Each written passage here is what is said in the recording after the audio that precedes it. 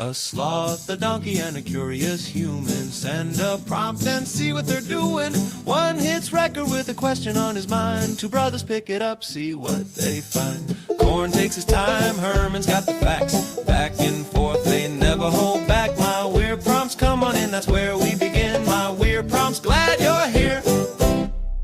This episode was generated using artificial intelligence. Please verify facts. You know, Herman, I was looking through some old files the other day, and I realized how much the simple act of opening a bank account has changed. When I was younger, you walked in, shook hands with the branch manager, maybe showed a driver's license, and that was it. You were a member of the community. Today, it feels more like you are applying for a high-level security clearance at a government agency.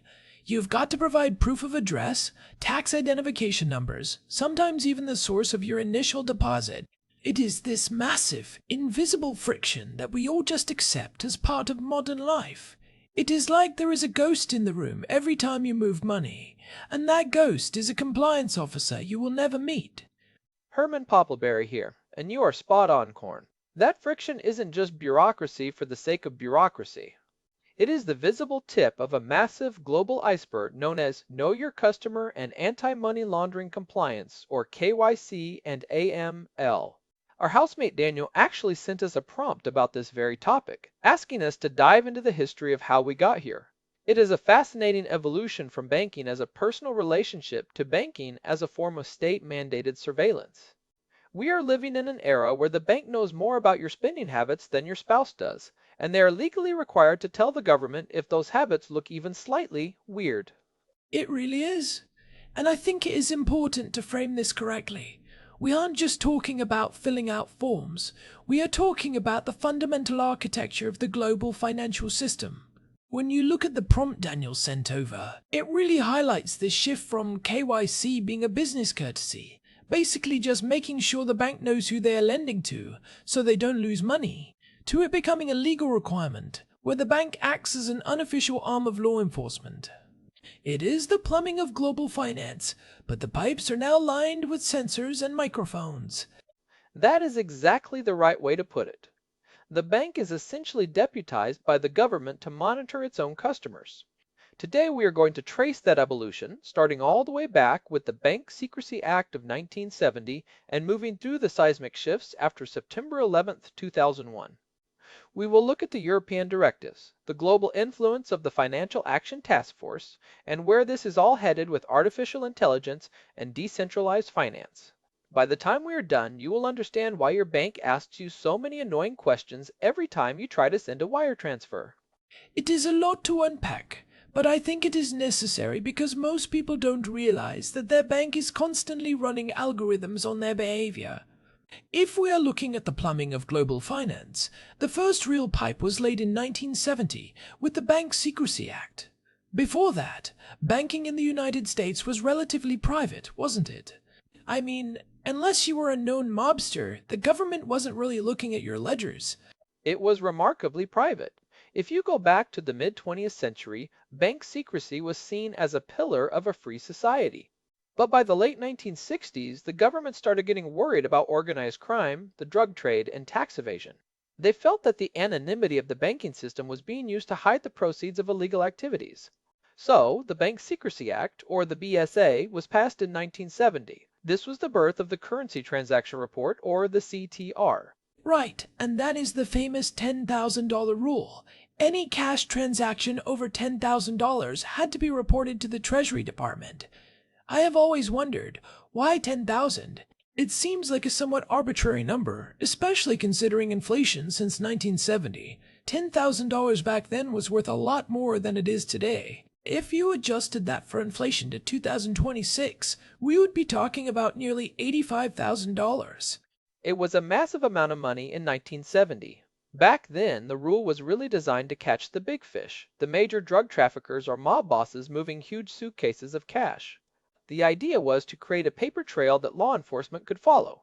But what is interesting, Corn, is that the BSA didn't originally require the intense identity verification we see today. It was more about the transaction itself than the person behind it. It was a paper ledger era. If you deposited $9,000, nobody blinked. If you deposited 11,000, a form got filled out and mailed to a warehouse. That is a crucial distinction. In the 1970s, the focus was on the what, not the who. But the BSA laid the groundwork for the government to say, the privacy of your financial records is not absolute. The Supreme Court even upheld this in the mid-70s in a case called United States versus Miller. They basically said that because you voluntarily give your information to a bank, you have no reasonable expectation of privacy under the Fourth Amendment. That legal precedent was the turning point. It is known as the third-party doctrine, and it is the reason the modern surveillance state in finance can exist. Once the courts decided that your bank records aren't really yours, once the bank has them, the floodgates opened. Throughout the 1980s and 90s, we saw more regulations like the Money Laundering Control Act of 1986, which actually made money laundering a federal crime for the first time. Before that, the government had to prove the underlying crime, like drug dealing. After 86, just the act of hiding the money became the crime. It is wild to think that it wasn't even a specific crime until the mid-80s. But even with those laws, the system was still relatively slow. It was all paper-based. If a bank filed a report, it went into a physical box somewhere. Law enforcement had to manually dig through those files. It wasn't the real-time, high-tech monitoring we see now. That shift really happened after the attacks on September 11th, didn't it? That is when the war on terror met the war on cash. September 11th changed everything.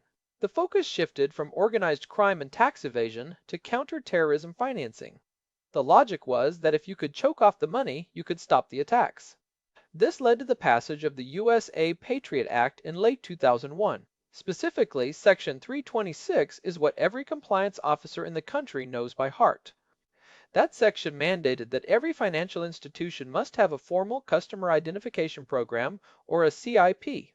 And that is when the shaking hands with the manager era truly died. Section 326 required banks to verify the identity of anyone opening an account, maintain records of that information, and check those names against government lists of known or suspected terrorists. This wasn't just about large cash transactions anymore. This was about every single person who wanted to participate in the financial system. It was the birth of the Know Your Customer mandate as we know it. And it's where we see the birth of the modern KYC framework. It is no longer just who are you, but are you on a list we don't like? This is also when we saw the rise of the Office of Foreign Assets Control, or OFAC, which manages the sanctions lists. If your name matches someone on an OFAC list, the bank has to freeze your assets immediately. The PATRIOT Act turned banks into the front line of national security. They became the digital border patrol. I remember we touched on some of the technical vulnerabilities of identity verification back in episode 704 when we talked about the SMS paradox and how easily identity can be spoofed.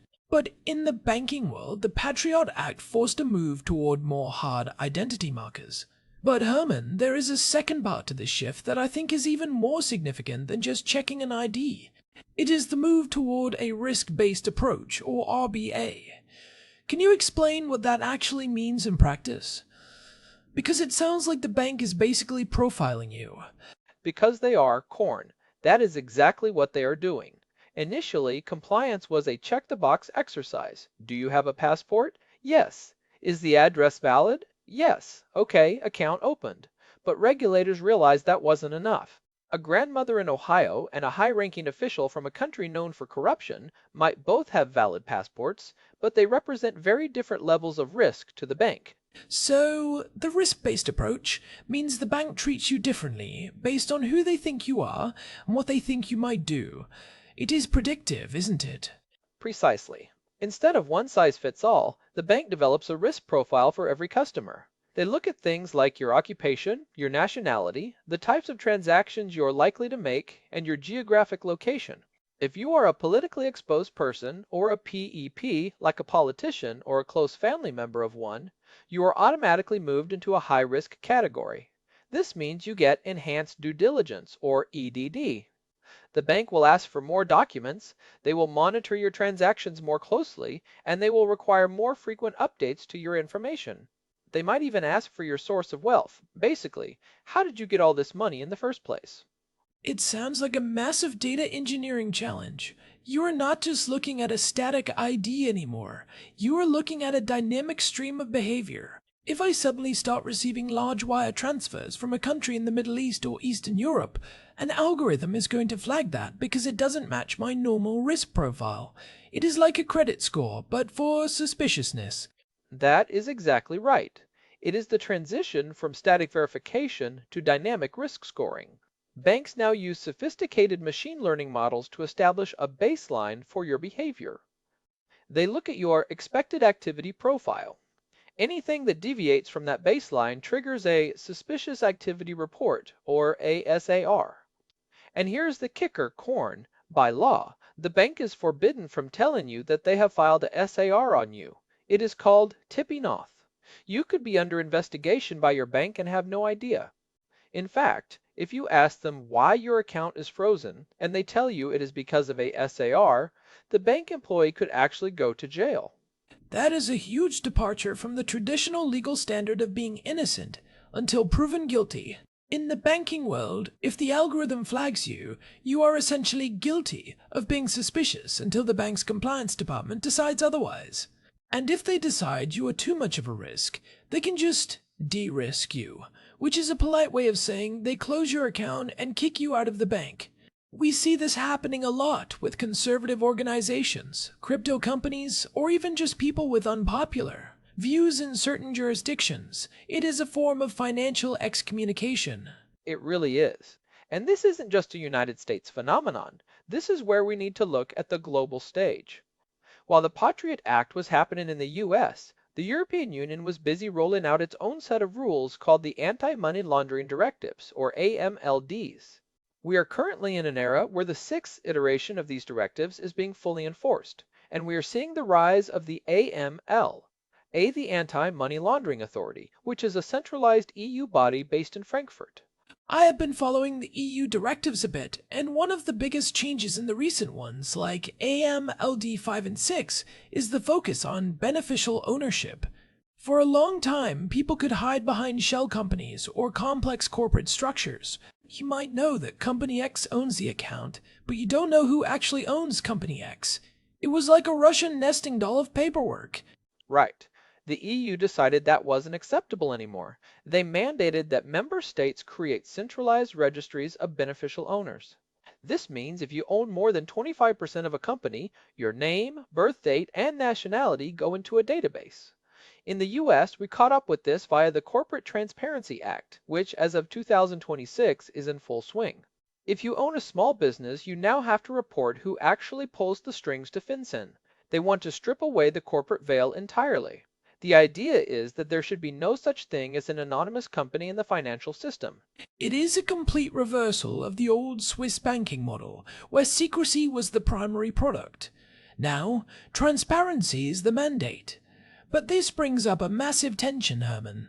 On one hand, we want to stop terrorists and money launderers. On the other hand, we are creating a global panopticon where every single transaction is tracked, categorized, and scored. If you look at the Financial Action Task Force, or the FATF, they are really the ones driving this on a global scale, right? They are like the secret architects of the world's financial rules. The FATF is probably the most powerful organization most people have never heard of. It was started by the G7 in 1989, and it is based in Paris. It is not a government, and it doesn't pass laws, but it issues recommendations. If a country doesn't follow those recommendations, the FATF puts them on a gray list or a blacklist. Being on those lists makes it almost impossible for that country's banks to interact with the rest of the global financial system. It is financial cancel culture at a nation-state level, so every country falls in line. It is essentially global governance through financial pressure, and the FATF's Recommendation 16 is particularly relevant right now. That is the one people call the travel rule. This is where the technical challenge really ramps up, especially for the crypto world. The travel rule originally applied to traditional wire transfers through the SWIFT network. It says that when a bank sends money, it must travel with the name and account number of both the sender and the receiver. It has been around for a long time in the traditional world, but the big drama recently is that the FATF decided to apply the travel rule to virtual assets and virtual asset service providers, or VASPs. That means crypto exchanges. This is where the collision between the old world and the new world gets really messy. The whole point of Bitcoin and many other crypto assets was to allow for peer-to-peer transactions without a central intermediary. If I send Bitcoin from my private wallet to your private wallet, there is no bank to report the transaction. But the FATF is trying to force exchanges like Coinbase or Binance to act like banks. If you want to move your crypto off an exchange to a private wallet, the exchange now has to try and collect information on who owns that private wallet. It is a technical nightmare. How do you verify the identity of someone who just has a public key on a blockchain? The FATF is essentially trying to retrofit a 1970s regulatory framework onto a 21st century decentralized technology. It is like trying to force the internet to work like a series of interconnected fax machines. In the traditional SWIFT system, the data moves through a closed loop. In crypto, the asset moves on a public ledger, but the personal data has to move through a separate private channel. Reconciling those two is what the industry is struggling with right now in 2026. And this brings us back to that tension between privacy and oversight.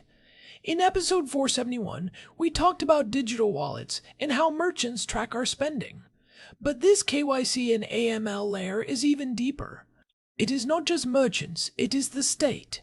When we move towards central bank digital currencies, or CBDCs, this surveillance could become absolute. If the government issues the currency directly, they don't even need to ask a bank for your records. They already have them. They can see the transaction the millisecond it happens. That is the ultimate endgame for many of these regulators. If every dollar is a programmable token on a government-controlled ledger, KYC isn't something you do when you open an account. It is a permanent, real-time feature of the money itself.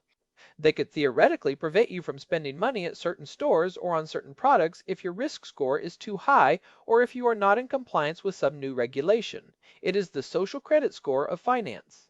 It is a very pro-sovereignty, pro-freedom argument to say we need to be very careful here.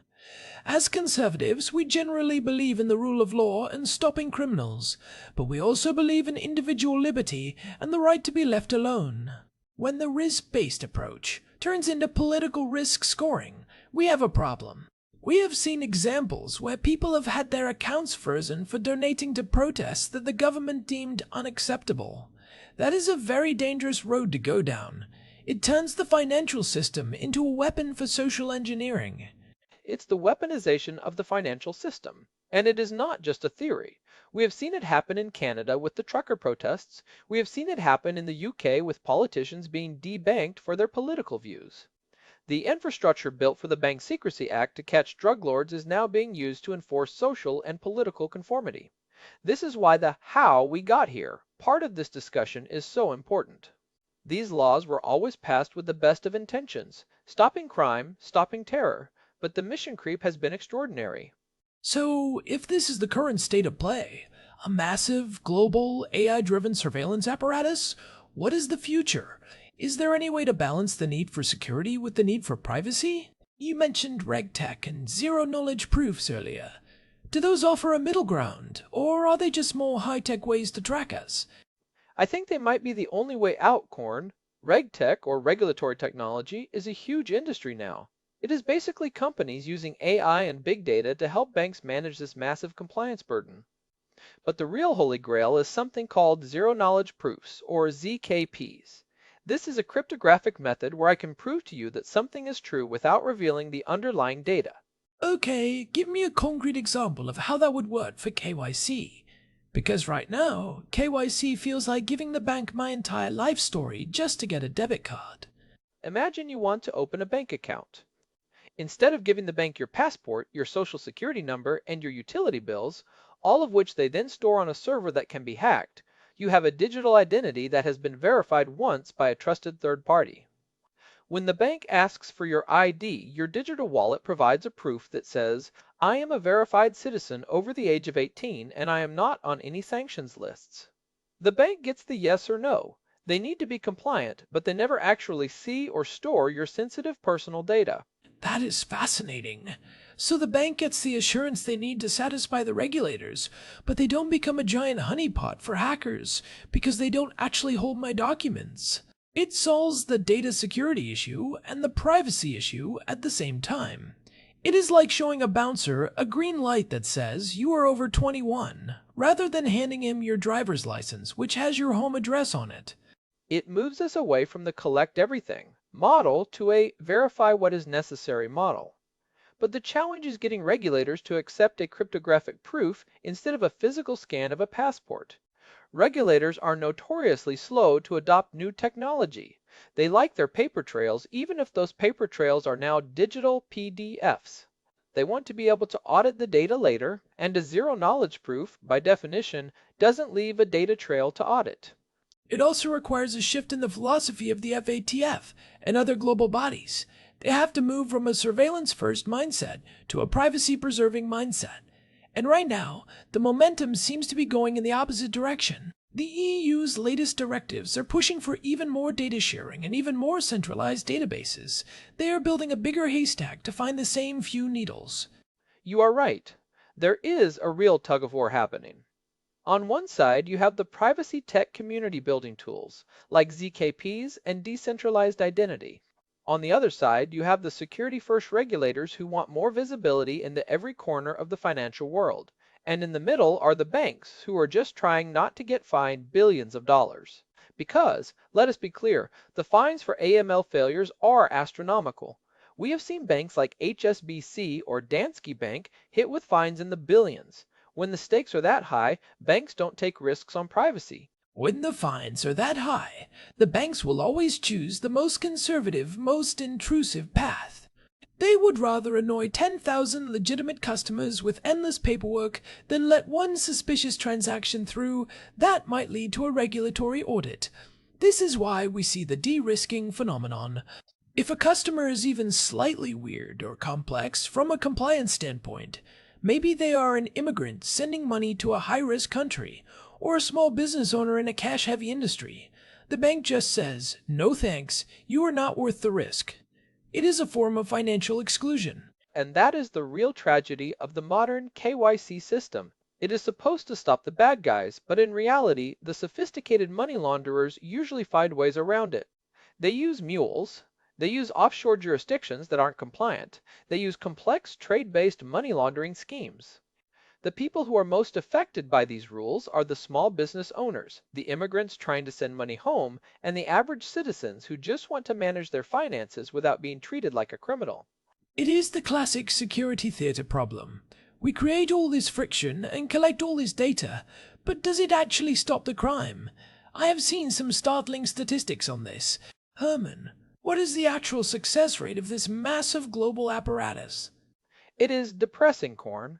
Some studies, including those from the United Nations Office on Drugs and Crime, suggest that the amount of money laundered globally is in the trillions, roughly 2 to 5% of global GDP. Meanwhile, the amount actually seized or stopped by these AML rules is estimated to be less than 1%. We are spending hundreds of billions of dollars globally on compliance to catch less than 1% of the illicit flow. That is a staggering failure rate. We've built a global surveillance panopticon, added massive friction to the lives of billions of people, and we are catching less than 1% of the bad guys? It makes you wonder if the system is really about stopping crime, or if it is about something else, like control, data collection, and the ability to project power through the financial system. It is a very expensive way to achieve very little. Well, as we always say, follow the incentives. The regulators get more power. The regtech companies get more contracts, and the government gets more data. The only person who loses is the individual who just wants some basic financial privacy. We have traded away a fundamental pillar of a free society for a system that is largely performative. So, what should our listeners take away from this? First, recognize that your relationship with your bank is no longer private. You should assume that every transaction you make is being watched by an algorithm and scored for risk. Second, keep an eye on the development of digital identity and CBDCs. Those will be the next major battlegrounds for financial privacy. If we don't get the identity layer right, we are looking at a future of total financial visibility for the state. And third, understand that if you are involved in the crypto space, the walls are closing in. The days of anonymous crypto exchanges are effectively over. The FATF's travel rule is being implemented globally, and the sunrise issue, where different countries adopt the rules at different times, is slowly being resolved. If you want to maintain privacy, you have to look toward decentralized, non-custodial solutions, but even those are under regulatory fire. It is a sobering reality, but being informed is the first step. If you are interested in how this connects to the broader world of digital identity, I would really recommend going back and listening to episode 8016, where we talked about the evolution of human order from scrolls to SQL. It puts this whole datafication of our lives into a much longer historical context. We have moved from physical ledgers to digital ones, and the power has shifted accordingly. And if you are worried about the security of your own digital footprint, episode 704 on the SMS paradox is a great deep dive into why our current identity systems are so fragile. If the bank is going to require all this data, the least they could do is keep it secure. But as we know, that is rarely the case. This has been a great deep dive, Herman. It is one of those topics that seems dry on the surface, compliance and regulation. But once you start digging, you realize it is at the heart of almost every major geopolitical and social trend we are seeing today. It is about who has the power to permit you to exist in the modern economy. It really is. Thanks to Daniel for sending this one in. It is definitely one of the more important weird prompts we have tackled lately. It touches on the very plumbing of our freedom. And hey, if you've been listening for a while and you are finding these deep dives helpful, we would really appreciate it if you could leave us a review on your podcast app or Spotify. It genuinely helps the show reach more people who are interested in these kinds of nuanced, technical discussions. We are trying to build a community of people who want to look under the hood of the modern world. Yeah, it makes a huge difference. We love seeing the feedback, and it keeps us motivated to keep digging into these complex topics. We read every review, even the ones that tell me I am being too much of a nerd. You can find all our past episodes, including the ones we mentioned today, at myweirdprompts.com. We have got a full archive there, and you can even find the RSS feed to make sure you never miss an episode. Alright, I think that covers it for today. We have gone from 1970 to the future of decentralized finance and zero-knowledge proofs. My brain is a bit fried, but it was worth it. Same here. Thanks for walking us through the technical details, Herman. Your research on the FATF and the EU directives was spot on.